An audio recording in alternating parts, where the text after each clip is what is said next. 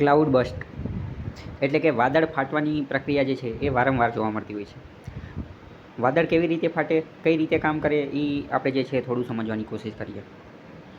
વાદળ ફાટવાની પ્રક્રિયા, ક્લાઉડ બસ્ટિંગની પ્રક્રિયા મુખ્યત્વે જે છે એ પર્વતીય વિસ્તારો, હિલી એરિયાઝની આજુબાજુ જોવા મળતી હોય છે. પર્વતની આજુબાજુમાં જે છે એ વરસાદ વધુ આવતો હોય અને ત્યાં જે વરસાદ આવતો હોય એને ઓરિયોગ્રાફિક રેઇન કહેવામાં આવે છે. ઓરિયોગ્રાફિક રેઇન શું છે એનો આખો કોન્સેપ્ટ મેં સમજાવેલો છે જિયોગ્રાફીના લેક્ચરમાં, એ તમે જોઈ લેજો એટલે તમને ખ્યાલ આવી જાય. ક્લાઉડ બસ્ટ, વાદળ ફાટે એટલે જે છે એ ઘણો બધો વરસાદ, ખૂબ ઓછા સમયમાં ઘણો બધો વરસાદ આવી જાય અને ખૂબ ઓછા સમયમાં ઘણો બધો વરસાદ આવી જાય અને ઓછા વિસ્તારમાં ઘણો બધો વરસાદ આવી જાય એટલે ફ્લડ, પૂર જેવી સ્થિતિ પણ થઈ જાય. એટલે આ ક્લાઉડ બસ્ટને તે બીજા શબ્દોમાં ફ્લેશ ફ્લડ પણ કહે છે. ખૂબ જ ઓછા વિસ્તારની અંદર, ઓછા એરિયા, ઓછા ક્ષેત્રફળની અંદર વધુ વરસાદ આવી જાય તો શું થાય કે ફ્લડ, પૂરની પરિસ્થિતિનું આયોજન થઈ જાય એટલે ફ્લેશ ફ્લડ પણ એને કહેવામાં આવે છે. ક્લાઉડ બસ્ટનું જ બીજું નામ ફ્લેશ ફ્લડ છે. પહેલાં પ્રશ્ન થાય કે વાદળ ફાટવું, ક્લાઉડ બસ્ટિંગ અથવા ફ્લેશ ફ્લડ, આ માનવું કોને? શું ગમે ત્યારે આપણે જોઈ અને વાદળ ફાટી ગયું એવું માની લેવાનું? એની માટેનો ક્રાઇટેરિયા શું છે?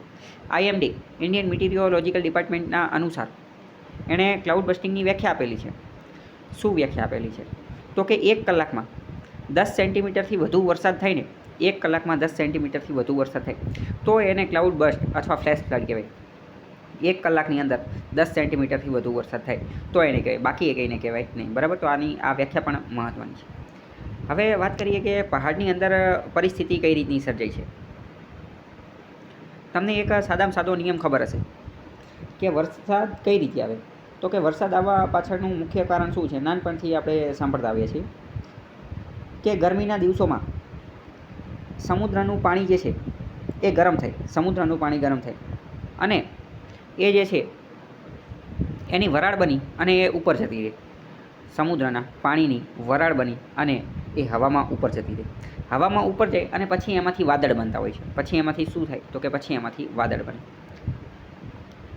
આ જે વાદળ જે છે એ વાદળની અંદર શું હોય? તો કે વરાળ, પાણીના બૂંદો, પાણીની વરાળ સ્વરૂપે જે છે એ પાણી જે છે, પાણીના બૂંદો રહેલા હોય અને એ જ્યારે આખું વાદળ ભરાઈ જાય પછી ધીમે ધીમે એમાંથી વરસાદ આવે. આ વરસાદનો કોન્સેપ્ટ છે.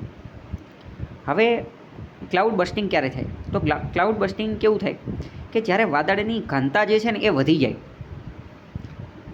ઘનતા વધવી એટલે શું, અથવા આ આખો મુદ્દો શું છે? પહેલાં તમે એટલું યાદ રાખો કે ઘનતા વધી જાય. કેમ? કારણ કે પ્રશ્ન વિધાનવાળામાં ડાયરેક્ટ પૂછી લેશે કે ક્લાઉડ બસ્ટિંગમાં વાદળની ઘનતા વધી જાય છે, વિધાન સાચું પડી જશે. ઘનતા વધવી એટલે શું? તો કે ખૂબ જ ઓછા વિસ્તારની અંદર ઉપર વાદળ પહોંચી ગયા. હવે માની લો કે નજીકમાં 3-4 વાદળ એક હારે ભેગા થઈ ગયા, 2-3 વાદળ એક સાથે ભેગા થઈ ગયા અને આ વાદળનું કદ ખૂબ નાનું છે. અને એની અંદર પાણીની બૂંદ જે છે, પાણીના વોટર ડ્રોપ્સ, બરાબર, એ વધી ગયા. તો એના કારણે શું થયું કે એનું વજન જે છે એ વધી ગયું અને એ વજન એટલી હદે વધી ગયું કે હવે વાદળ જે છે એ વજન સહન કરી શકશે નહીં અને એનો વિસ્તાર ઓછો છે. ઘનતાનું સૂત્ર શું છે? તો કે ઘનતા એટલે કે દળના છેદમાં કદ. દળ એટલે કે વજન.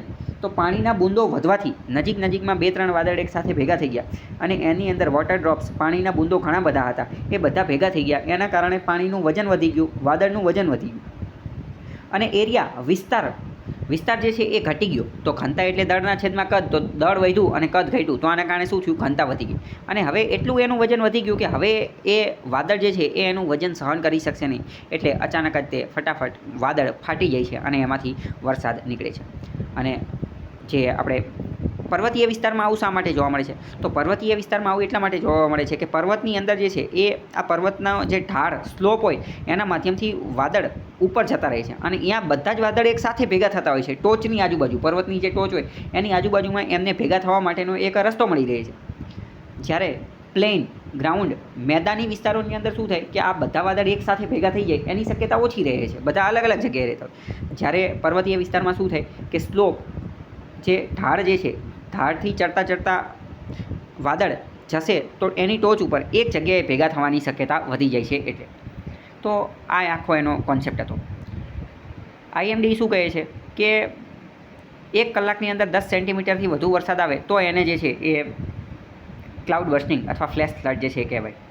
આખો એનો કોન્સેપ્ટ હતો. આમાંથી પ્રશ્ન પૂછવાની શક્યતા રહેલી છે. પ્રશ્ન એ પણ પૂછી લેશે કે ક્લાઉડ બર્સ્ટિંગ સમયે વાદળની ઘનતા જે છે એ વધી જાય છે. તો વધી જાય તો વિધાન સાચું પડશે અને વાદળની ઘનતા ઘટી જાય એવું લખી નાખે તો ખોટું પડશે. આ જે વાદળા જે છે એ કેટલી જગ્યાએ જોવા મળે છે અથવા વાદળ ફાટવાની પ્રક્રિયા ક્યાં જોવા મળે છે? તો પૃથ્વીની જમીનથી સામાન્ય રીતે 12થી 15 કિલોમીટરની ઊંચાઈએ આ ઘટના જોવા મળે છે. 12થી 15 કિલોમીટર ઉપર જઈએ ત્યાં જોવા મળે છે. પહાડની અંદર 15 કિલોમીટરની ઊંચાઈએ જે છે વાદળ ફાટવાની પ્રક્રિયા જે છે એ જોવા મળે છે. તો આવા પ્રશ્ન પૂછાતા હોય છે.